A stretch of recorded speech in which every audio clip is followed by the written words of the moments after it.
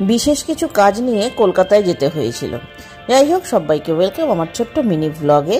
আজকে সারাটা দিন প্রায় গাড়িতেই কেটে গেল। তার কারণ একটাই, যে যখন যেখানেই যাচ্ছি সঙ্গে বৃষ্টি আর জ্যাম একদম ভাই বোনের মতো একসঙ্গে ছিল। এত বৃষ্টি কলকাতায় হয়েছে যে কল্পনারও বাইরে।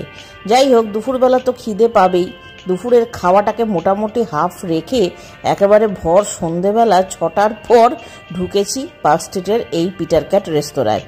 অনেকদিন আগের করা একটা ভিডিও আমার আছে এই পিটার ক্যাট রেস্তোরাঁ নিয়ে। এখানে খাবার দাবার কিরকম পাওয়া যায় বা এখানকার কাবাবটাই তো বিখ্যাত।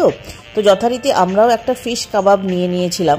এই ফিশ কাবাবটা একটা জাস্ট লসুনি ফিশ টিক্কা ছিল, দারুণ খেতে। আর চেলো কাবাব খাবো না পিটার ক্যাটে এসে, সেটা তো হয় না। তো মোস্ট ফেভারিট চেলো কাবাব, যেটার দাম ছিল 575 টাকা এই পুরো প্ল্যাটারটা। তোমরা কারা কারা চেলো কাবাব খেতে পছন্দ করো কমেন্টে জানিয়ে ফেলো। আজকের মতো টাটা।